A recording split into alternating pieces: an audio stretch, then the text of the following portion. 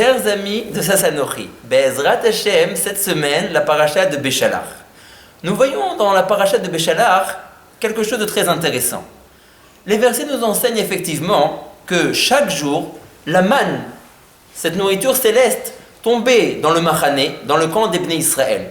Chaque individu recevait une quantité de 2,5 kg de manne d'une manière journalière, d'une manière fixe, chaque jour.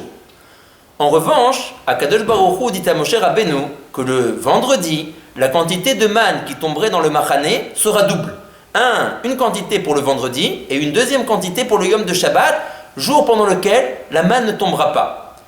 Moshe Rabbeinu a expliqué cela aux Bnei Israël et leur a fait savoir que le jour de Shabbat, la manne ne tomberait pas dans le Midbar. De ce fait, depuis le vendredi, ils recevraient une quantité double qui leur servira pour le vendredi et pour le Shabbat. Certaines personnes, mal intentionnées, voulant faire croire que Moshe Rabbeinu ne parlait pas au nom de Akadosh Baruch Hu, ont gardé de la manne qu'ils ont récoltée le vendredi et ils l'ont dispersée tout autour du camp le jour du Shabbat, pour faire croire que Moshe Rabbeinu n'avait pas raison, qu'il mentait, qu'il ne parlait pas au nom de Akadosh Baruch Hu, et que ce n'était pas vrai. Regardez, la manne est effectivement tombée le jour du Shabbat. Akadosh Baruch Hu, pour protéger Moshe de cette diffamation, a fait en sorte que des oiseaux viennent dans le Machané tôt le matin et mangent toute la manne que ces gens avaient parsemée. Les Mefarshim s'interrogent, les commentateurs s'interrogent.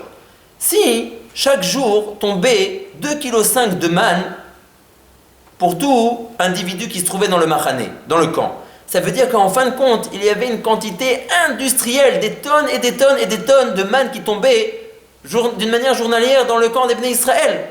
Ces gens-là qui ont gardé de la manne, combien ont-ils pu déjà en garder?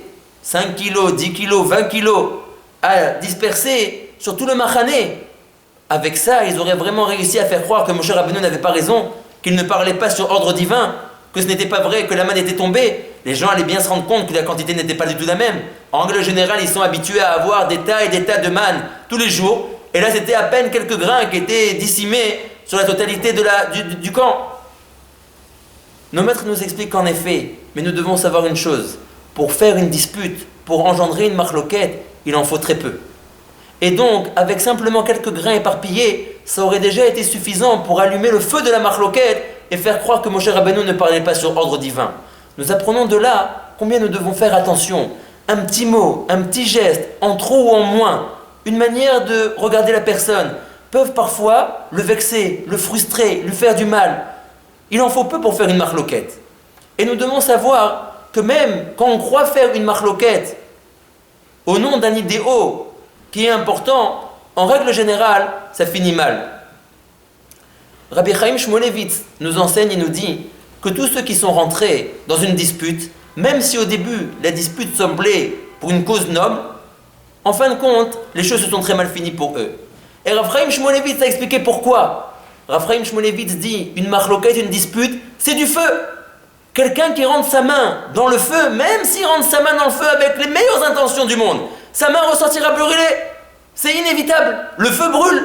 Même quand on rentre la main dans le feu avec des bonnes cavanotes, avec des bonnes pensées. Ah, je me suis disputé parce que je voulais que ce n'est pas normal, qu'il m'a dit, qu'il m'a fait, qu'il a insinué. Tu peux avoir toutes les bonnes raisons du monde, mais à partir du moment où tu rentres ta main dans le feu, tu sortiras brûlé. Il n'y a aucun échappatoire à cela. J'ai entendu de mon maître, il m'a raconté que dans une certaine ville, il y avait beaucoup de Torah, beaucoup de mosdot, beaucoup de synagogues, beaucoup de bati midrashot, yeshivot. Et la Keila, la communauté s'était organisée, avait récolté des fonds et avait même construit un mikvé. Parfait. Le mikvé tournait pendant plusieurs années, jusqu'à ce qu'un jeune Talmid Chacham, un jeune Rav, vienne s'installer dans la ville. Ses nouveaux disciples lui dirent, voilà, nous avons une yeshiva, nous avons tant et tant de Bate Knesiot, et nous avons également un mikvé qu'on a construit il n'y a pas tellement longtemps. Le jeune Talmid Chacham était intéressé. Un mikvé, il avait appris les lois relatives à la construction d'un mikvé. Il voulait voir ce nouveau mikvé. Ses disciples l'ont pris là-bas, et il a commencé à inspecter et à voir le mikvé. Il a regardé, et après une longue vérification, il a dit, mais je ne comprends pas, votre mikvé est complètement pasoul, il est complètement impropre à ce que des gens se trempent à l'intérieur. Il y a plusieurs vices par rapport à la halakha dans ce mikvé, et Ça ne peut pas marcher. Vous devez ordonner de fermer ce mikvé tout de suite. Très bien. Ils ont envoyé un chaliar qui a fait savoir, ils ont envoyé quelqu'un qui a fait savoir à tous les gens de la communauté que le nouveau Rav avait trouvé des vis de construction dans le mikvé et que celui-ci devait être fermé. L'ancien Rav, qui était toujours en poste et qui était dans la ville, a dit quoi? Un problème dans le mikvé de ma ville? Jamais vu une chose pareille, jamais entendu, je vais régulièrement le vérifier. J'ai pas vu qu'il y avait un problème. J'ai pas vu du tout qu'il y avait un problème. Il prit certains de ses élèves avec lui et partit à son tour vérifier le mikvé. Après inspection, il déclara que son mikvé n'avait absolument aucun problème. Il a envoyé le même chaliar refaire savoir à tout le monde que le nouveau Rav avait un peu perdu la raison et qu'il n'y avait absolument aucun problème dans ce mikvé. Que tous les gens pouvaient se tromper sans aucune difficulté, aucun doute. Le nouveau Rav retourna une deuxième fois dans le mikvé. Et comme sa première décision a été également la deuxième, non? Il déclara que le mikvé était pas soul. Le vieux Rav, l'ancien Rav, insista pour dire que non, le mikvé était cachère. Et une dispute terrible se produisit dans la ville. Certains se rangeaient d'après l'opinion du jeune Rav, certains se rangeaient dans l'opinion de l'ancien Rav, du vieux Rav. Il y avait une telle discorde dans la communauté qu'à la fin ils ont fini par fermer le mikvé. Ils ont fini par fermer le mikvé. Mon Rav m'a raconté et m'a dit, après quelques mois, le jeune Rav est décédé dans un accident tragique de voiture. Et quelques temps après lui, le vieux Rav est décédé de la sclérose en plaques. On voit que, maladie qu'il n'avait pas avant toute cette histoire, on voit combien la marloquette, même quand elle a l'air d'être l'Echem Shamaïm, au nom de quelque chose de grand, il fallait prendre quelqu'un d'autre, de l'extérieur, qu'il vienne, qui vérifie le mikvé, quelqu'un qui ait une autorité valide d'après les deux rabbanim, le jeune et l'ancien, et que lui décide. Mais pas monter toute la ville et faire une dispute terrible à l'intérieur de la ville, au point de fermer le mikvé. Non, c'était pas ce qu'il fallait faire. On voit que même quand des personnes veulent faire une dispute, qu'ils considèrent être les Shem Shamaim, au nom d'Akadosh Baruch Hu, on parle d'un mikvé, on parle pas d'une somme d'argent que l'un ou l'autre voulait gagner. Même dans un cas pareil, faire une dispute, c'est rentrer sa main dans le feu. C'est évident qu'on finira par se brûler. C'est évident. Rav Eliyahu Lopian était un grand Rav qui habitait au début en Lituanie, après ça il était un certain temps en Angleterre, et après ça il était à Kfar Hasidim en Eretz Israël. On est venu lui raconter qu'un certain Rav, un certain enseignant de petite classe, enseignait mal aux élèves. Et apparemment il fallait lui faire savoir et le renvoyer. Mais la question était comment lui faire savoir, comment lui dire une chose pareille. C'était très difficile. Rav Eliyahu Lopian leur a dit, attention à vous, si à cause que vous allez lui faire savoir les choses, vous allez créer une dispute entre lui et l'administration de l'établissement dans lequel il enseigne, c'est terrible. Ça équivaut à rentrer un tselem, ça équivaut à rentrer une croix dans le Echal, là où se trouve les Sifrei Torah. Ça c'est une marloquette. A dit Rav Eliyahu Lopian. Une marloquette, c'est prendre une avodah zara, prendre une croix et la rentrer et la mettre à côté d'un Sefer Torah. C'est aussi grave que ça. C'est une chose terrible. Ah, mais vous allez dire, c'est pour quelque chose de grand. On parle ici d'enseigner à des jeunes enfants. Quoi, on va leur laisser un maître qui leur enseigne mal pour après qu'ils aient eux-mêmes des problèmes dans la suite de leur carrière scolaire?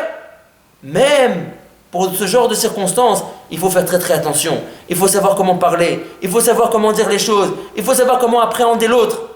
La marloquette, la dispute est quelque chose de terrible. Quelque chose qui finit obligatoirement par brûler. Nous avons l'habitude de croire et de penser que bon, évidemment, des disputes avec mon voisin, non, avec la personne à côté de laquelle je prie la choule, non, avec les gens que je côtoie au travail, non. Mais en réalité, nous devons savoir que tout commence à la maison, avec son conjoint. Avec son conjoint, il n'y a aucune dérogation particulière de se disputer avec lui. On pense, non, mais qu'est-ce que j'ai déjà dit? J'ai un peu élevé le ton, j'ai un peu parlé d'une manière brusque, j'ai un peu agi d'une manière brusque, mais c'est mon conjoint. Il n'y a pas de problème, ça passe. Non, ça passe pas. On doit encore faire plus attention à son conjoint qu'à quelqu'un d'autre. C'est pas qu'on doit faire attention à son conjoint moins que quelqu'un d'autre. Son conjoint, c'est la moitié de soi-même.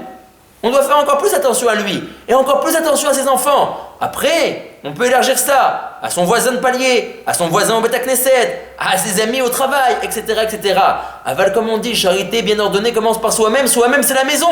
Là où se trouve sa femme, là où se trouvent ses enfants. Ils doivent être les premiers bénéficiaires de notre bonne attitude, de notre bon comportement. On doit faire particulièrement attention à eux.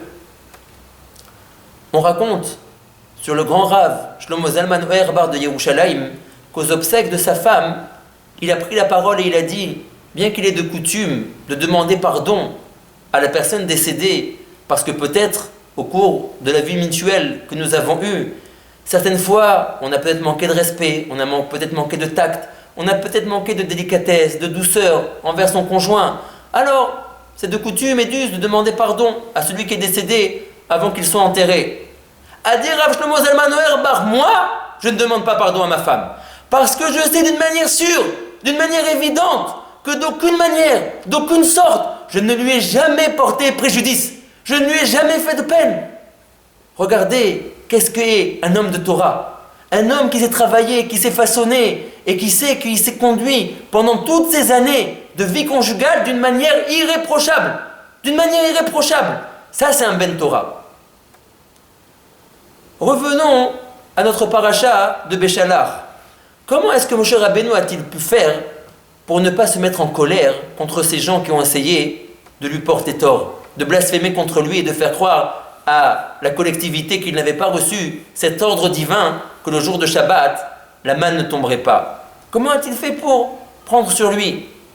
Nos Chachamim nous disent, il y a une allusion à cela dans le Passouk, qui nous dit que Moshe Rabbeinu a pris avec lui les ossements de Yosef. D'une manière simple, ça veut dire que Yosef a fait jurer ses frères, avant sa disparition, avant sa mort, que quand ils seront délivrés d'Égypte, il ne veut pas rester enterré en Égypte. Il veut qu'on prenne son cercueil avec ses ossements, les ramener en Eretz Israël et se faire enterrer là-bas. Mais les Chachamim voient dans ce pasouk une allusion particulière. Yosef a dit à ses frères, avant sa mort, qu'il ne leur en voulait pas du tout. Ses frères l'ont vendu. Ses frères ont essayé de le tuer. Ils ont porté atteinte à lui d'une manière terrible. D'une manière terrible. À cause de eux, pendant des années, la Shrina a disparu de Yaakov Avinu. Pendant des années, Yosef était Betsahar, Yaakov Avinu était Betsahar. Quelque chose apparemment, si on nous avait fait à nous le tiers de ce que eux ont fait à leurs frères à Yosef, on ne sait pas ce qu'on aurait fait à la personne. On ne sait pas comment elle aurait fini. En 8 morceaux, en 15 morceaux, en 30 morceaux. Yosef a dit à ses frères, avant sa disparition, je ne vous en veux pas. Vous avez pensé à me faire du mal. Tout ce que vous m'avez fait en réalité, c'est retourné pour le bien. Elohim chashavo letova. Akadosh Baruch Hu a tout renversé pour le bien. Moshe Rabbeinu a pris avec lui les ossements de Yosef. Ça veut dire qu'il a pris avec lui le message de Yosef. Il a compris que même quand on cherche à nous faire du mal, Akadosh Baruch Hu renversera tout pour le bien. De ce fait, il a réussi à ne pas se fâcher. Même s'ils avaient réussi à lui porter atteinte, il aurait compris qu'il était en cela un message d'Akadosh Baruch Hu pour l'amender à lui-même. Il n'en aurait pas voulu au bâton qui le frappe. Il aurait cherché qui est la main qui tient ce bâton et qui le frappe. Tous les gens qui sont autour de nous, qui nous énervent, qui nous font des problèmes, qui se comportent mal, ils sont seulement un bâton. Ce qu'il faut savoir, c'est qui tient le bâton qui est derrière ces gens-là. David Ameller a été maudit par un homme qui s'appelait Shimi Ben Gera. Quand les serviteurs de David ont entendu la klala, la malédiction que ce Shimi Ben Gera prononçait contre le roi David, ils ont voulu s'empresser de le tuer sur le champ, comme quelqu'un qui porte outrage à une majesté, au roi d'Israël. Le verset dans le prophète nous dit que David Ameller les a arrêtés. Il leur a dit non, ne le tuez pas. Hachem, Amar Lo Kilel. C'est Akadosh Baruch Hu qui lui dit de me maudire. Akadosh Baruch Hu cherche quelque chose de moi à travers cette malédiction. Nous devons constamment chercher qui est la main qui tient le bâton et pas s'en prendre au bâton. Si on s'en prend au bâton, ce n'est pas une conduite digne d'un Ben Israël qui réfléchit, qui analyse les choses, qui veut s'amender, qui veut progresser. La Gemara dans Yebamot nous dit En pouranout bala olam la bishvil Israël. Toute chose qui vient dans le monde, c'est pour les Bnei Israël. Rav Chaikin disait au nom du Chafetz Chaim, s'il y a 3 personnes qui sont assises l'une à côté de l'autre, un Français, un Italien et un Anglais, et que d'un coup une lettre arrive en français, il est évident qu'elle n'est pas destinée ni à l'Italien ni à l'Anglais. Ils ne sont pas capables de lire cette langue-là. Elle est destinée aux Français. La même chose, quand il nous arrive quelque chose, c'est comme une lettre qui nous vient du ciel. Il y a un message dans cette lettre. On veut que tu t'amendes, on veut que tu te perfectionnes, on veut que tu grandisses. Un goy, quand il reçoit ce qu'on appelle une tuile sur la tête, évidemment, lui, il ne voit que le bâton. Alors, il en a après celui qui le frappe après le bâton. Pourquoi il m'a fait ça? Pourquoi il a agi de cette manière? Pourquoi il m'a parlé comme ça? Et vas-y, ça fait des disputes, des marloptotes. Un Ben Israël, c'est le seul à pouvoir comprendre la langue divine. Quand il t'arrive quelque chose, c'est que Akadosh Baruch Hu par derrière veut quelque chose de toi. Tu dois t'amender, tu dois progresser. Il y a un manquement dans ta conduite. dans ton Ben Adam Lachavero, dans ton Ben Adam Lamakom. C'est pour ça qu'Akadosh Baruch Hu t'envoie cette tuile, entre guillemets. Parce qu'il veut qu'au-delà de la tuile qui t'arrive, tu vois la main qui gère tout ça. Tu te rapproches du Boré Olam, tu te rapproches de ton Créateur, tu te rapproches d'Akadosh Baruch Hu, tu deviennes meilleur. Et de ce fait, alors, tu arriveras à ce que, dans aucune situation, personne ne pourra jamais porter atteinte à ta sérénité intérieure. Tu seras libéré de tous les gens qui essaient de te faire du mal autour de toi. Parce que même si en fin de compte, ils arrivent à te porter atteinte, tu comprendras toujours que c'est un message d'Akadosh Baruch Hu et qu'eux ne sont qu'un pantin dans les mains du Boré Olam. Shabbat Shalom et à très très bientôt.